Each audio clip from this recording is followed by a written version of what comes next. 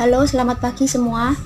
Ya, jadi di video kali ini saya akan menjelaskan tentang sifat koligatif larutan. Ini bab kimia kelas 12 semester 1 ya, awal-awal sekali.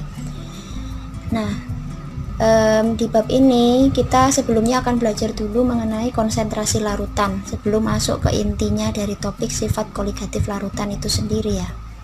Jadinya nanti akan dibagi menjadi dua bagian video ini. Ini bagian yang pertama, itu nanti saya akan menjelaskan tentang konsentrasi larutan terlebih dahulu. Nah, dibagi dua bagian ini kenapa? Karena nanti di bagian sifat koligatif yang sesungguhnya kita akan menggunakan rumus-rumus. Nah, di dalam rumus-rumus itu akan terdapat rumus-rumus untuk konsentrasi ya. Jadi intinya kita harus menguasai dulu rumus-rumus konsentrasi, cara penggunaannya dan sebagainya. Jadi ini harus didalami dulu ya di bagian 1 ini. Nanti baru ke bagian 2 untuk masuk ke sifat koligatif yang sesungguhnya. Nah, konsentrasi sendiri ini dibagi menjadi 3 nanti ya. Ada molaritas, molalitas, dan fraksi mol. Untuk molaritas ini sebenarnya sudah kita pelajari waktu di kelas 10 kalau ingat ya. Nah, sebelumnya masuk ke sini akan diulang dulu ya tentang larutan. Apa itu larutan? Larutan itu kan suatu campuran yang terdiri dari dua komponen. Komponen apa itu? Komponen zat terlarut dan pelarutnya. Nah, jadi dua komponen ini. Contoh larutan itu apa yang paling sering kita pakai, yang paling sering kita dengar itu contohnya larutan, bisa larutan gula atau larutan garam dan sebagainya ya, banyak ya. Nah, sebagian besar larutan yang kita kenal selama ini tuh menggunakan pelarut apa? Air ya sebagai pelarut, dan terlarutnya kalau di larutan gula berarti ya gula. Kalau di larutan garam pelarutnya air dan zat terlarutnya garam. Nah, itu pengertian dari larutan. Jadi ingat ya, kalau larutan itu ada dua komponen. Komponen air, komponen pelarut, dan komponen terlarut. Nah, itu nanti penting buat dibedakan. Jadi larutan terdiri dari terlarut, zat terlarut, dan zat pelarut. Kalau digabungkan itu bakal membentuk yang namanya larutan. Oke, jadi di sini akan dijelaskan sifat koligatif yang untuk bagian pertamanya tentang konsentrasi. Ada 3 ya konsentrasi di sini, yaitu molaritas, molalitas, sama fraksi mol ya. Nah, dari ketiga ini ada yang sudah pernah dipelajari waktu kelas 10, yang sudah pernah dipelajari waktu kelas 10 yaitu molaritas ya. Molaritas itu punya simbol M besar ya. M besar ini rumusnya apa? NT per VL ya. NT itu mol dari zat terlarut. Nah, mol dari zat terlarut ini punya satuan mol. Oke. Kalau untuk VL itu apa? Volume larut. Volume larutan. Volume larutan itu satuannya liter ya. Jadi, molaritas ini punya satuan apa? Satuannya M besar atau mol per liter. Ini biasa volume yang satuan yang dipakai ya, satuan yang dipakai di sini. Nah, yang harus diperhatikan untuk molaritas, kalau kita gunakan molnya nanti satuannya itu milimol, jadi volumenya harus mililiter. Nah, kalau kita gunakan satuannya mol, yang atas, yang bawah harus liter. Nah, ini nggak boleh ditukar ya, nggak boleh kebalik ya. Jadi milimol dengan mililiter, kalau mol harus dengan liter. Jadi kita perlu ubah satuan ya kadang untuk menyamakan, untuk supaya sama seperti ini. Gitu. Ya. Jadi untuk molaritas seperti ini. Kemudian yang kedua ada molalitas. Molalitas itu punya simbol M kecil ya. M kecil itu rumusnya NT per P besar. Oke. P besar itu apa? P besar itu massa pelarut. Massa pelarut itu satuannya harus kilogram ya. Nah, ada juga di buku-buku sekolah biasanya pakai rumus seperti ini. Massa terlarut dibagi mR-nya lalu dikali 1000 per P kecil ya. Di sini P kecil ya, bukan P besar ya. P kecil ini sama, massa pelarut juga, tapi punya satuan gram. Jadi kita tinggal pilih, kalau misalnya kita mau langsung gram kita bisa pakai rumus yang kedua. Tapi kalau di soal sudah kilogram kita pakai rumus yang pertama. Kalau saya lebih suka menghafal rumus yang pertama karena simple. Jadi kalau misalnya kalian menjumpai soal yang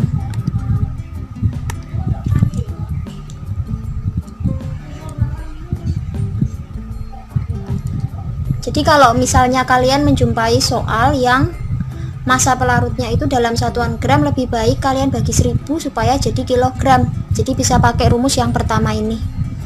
Oke, dan satuannya untuk molalitas itu apa? Satuan molalitas itu molal, ya.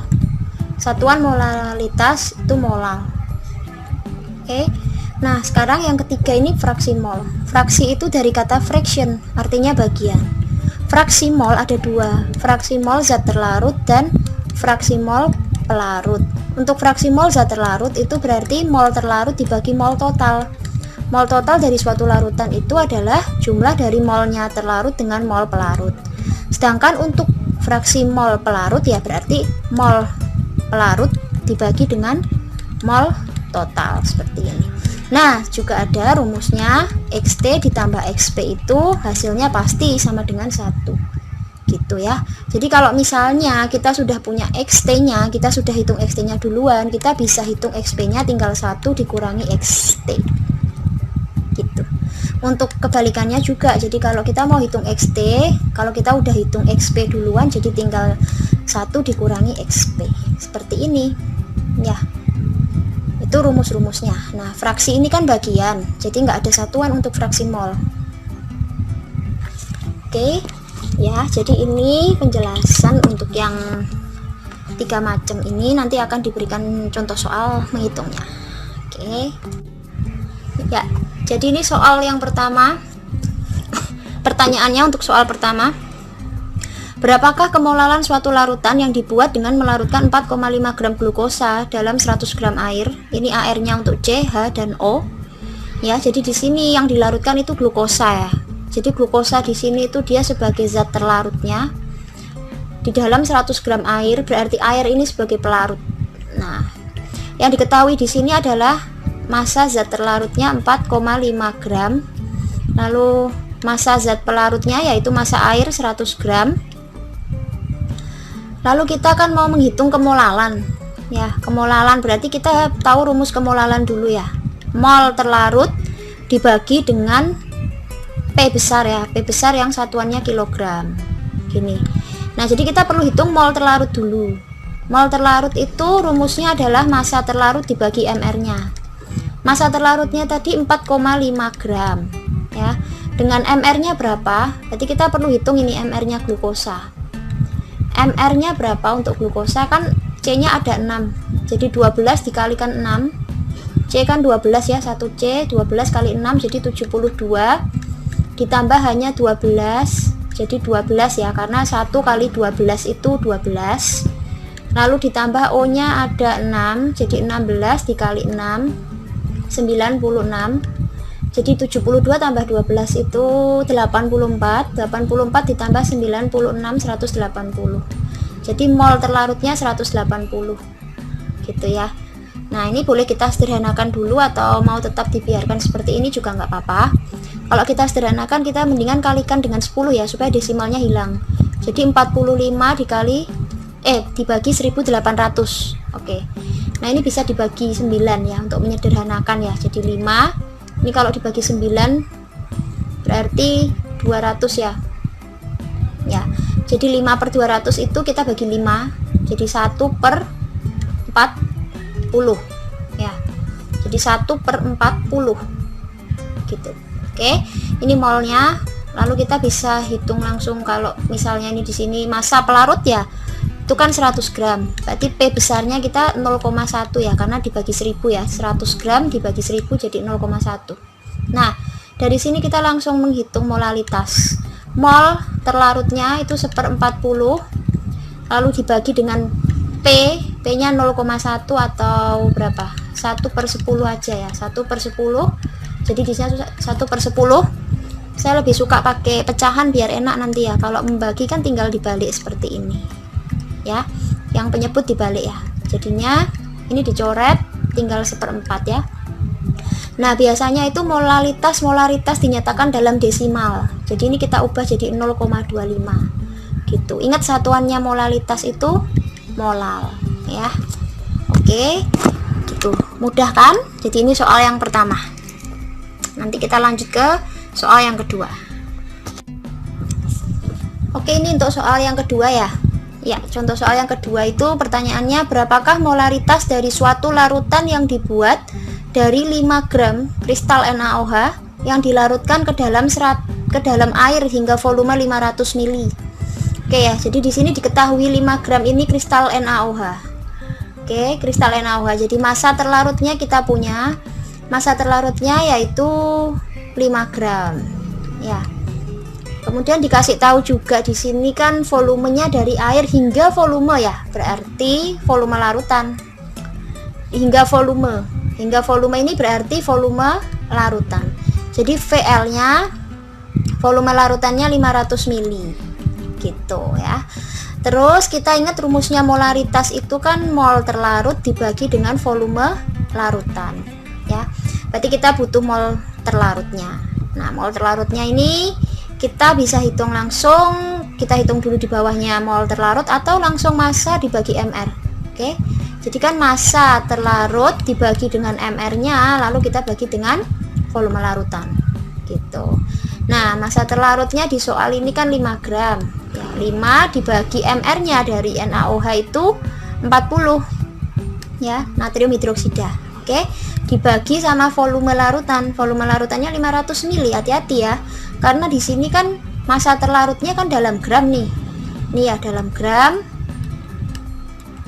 Nah, berarti ini nanti punya satuan mol. Untuk mol yang NT ini nanti satuannya mol, berarti yang bawah harus liter kayak tadi yang dibilang ya.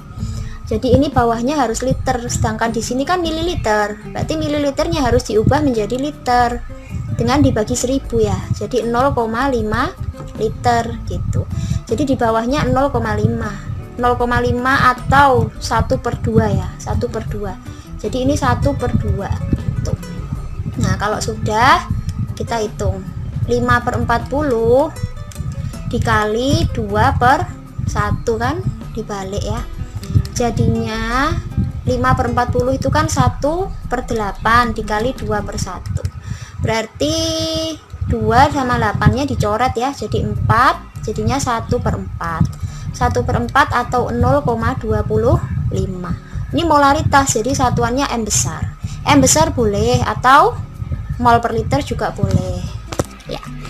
Jadi ini contoh soal yang kedua, nanti lanjut ke contoh soal yang ketiga ya. Oke, ini untuk soal yang ketiga ya. Jadi soalnya, di dalam suatu larutan terdapat 200 gram air dan dilarutkan 30 gram asam cuka CH3COOH. Asam cuka ini asam asetat ya nama lainnya. Berapakah fraksi mol dari zat terlarut? ARC, ARH sama ARO-nya diberitahu ya. Oke, jadi kita di sini punya 200 gram air. Berarti ini kan massa pelarutnya 200 gram. Lalu kita punya 30 gram asam cuka ya. Jadi massa terlarutnya itu sebesar 30 gram. Lalu kita ditanya berapa fraksi mol dari zat terlarut. Berarti itu X ya. X siapa? XT karena zat terlarut. Ya. Jadi kita tinggal ingat-ingat rumusnya untuk XT itu apa? XT sama dengan NT dibagi mol total. NT ditambah NP itu mol total. Jadi di sini kita butuh NT sama NP. Nah, kita hitung dulu ya NT-nya. NT itu massa terlarut dibagi MR-nya. Massa terlarutnya berapa tadi? 30 gram. Jadi 30 dibagi MR-nya. MR-nya dari CH3COOH kita hitung dulu ya. Di sini C-nya ada sebanyak 2. Satu buah C itu AR-nya 12. Jadi 12 dikalikan 2, 24. Lalu hanya sebanyak 3 ditambah 1 jadi 4. 4 dikali 1 ya, AR-nya H kan 1 kalikan 4 jadi 4. Lalu ditambah O-nya sebanyak 2. Sedangkan AR-nya satu buah O itu 16. Berarti 2 dikali 16 32. Jadi totalnya 24 ditambah 4 itu 28. 28 ditambah 32, 60 ya. Jadi untuk mol terlarut itu 30/60. Kita sederhanakan jadi setengah. Lalu untuk molnya pelarut kita hitung dari mirip ya, MP dibagi MR-nya. MP-nya tadi 200 gram dibagi MR-nya air ya. Air itu H2O 18 ya MR-nya. Lalu kita bagi 2 ya untuk menyederhanakan jadi 100/9. Nah, ini NT dan NP-nya. Lalu dari sini kita bisa hitung XT. XT itu tadi NT-nya setengah dibagi sama NT ditambah NP. NT-nya setengah ditambah berapa? 100/9 ya. Lalu kita bisa samakan penyebutnya untuk yang bawah. Karena 2 dan 9 itu kan 18 ya. Lalu yang atasnya jadinya 9 ditambah 200 ya. Oke, jadinya yang atas kan tetap ya setengah per 200 ditambah 9, 209/18. Kita sederhanakan jadi setengah dikali 18/209. Ini 2 sama 18 nya jadi 9/209. Nah, ini untuk fraksi mol. Fraksi mol itu nggak punya satuan ya tadi ya. Oke, jadi kita sudah bahas 3 contoh soal masing-masing untuk molaritas, dan fraksi mol. Oke, nah nanti untuk soal-soal berikutnya yang lebih susah lagi, kita punya stok banyak. Kita bisa dilihat ya langsung nanti untuk soal-soalnya di video yang ini ya. Nanti kalau ada yang masih nggak ngerti atau ada yang bingung, bisa komentar di kolom komentar. Terus jangan lupa juga subscribe dan like ya buat dapat video-video yang berikutnya. Oke, jadi sampai di sini dulu untuk video pembahasan soal sifat koligatif. Sampai jumpa di video berikutnya. Thank you semuanya.